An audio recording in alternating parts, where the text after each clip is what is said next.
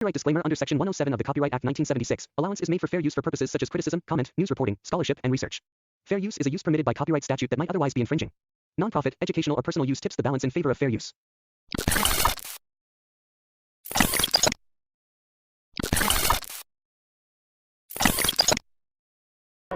ಮನಸ್ಸಿಗೆ ಬಿಟ್ಟು ಹೋಗೋಕೆ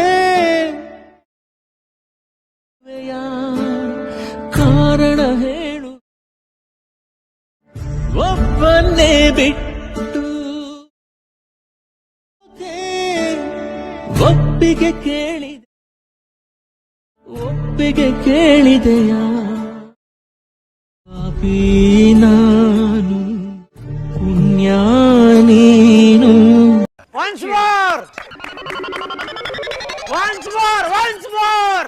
ಮನಸ್ಸಿಗೆ ಬಿಟ್ಟು ಹೋಗೋಕೆ ಕಾರಣ ಹೇಳು,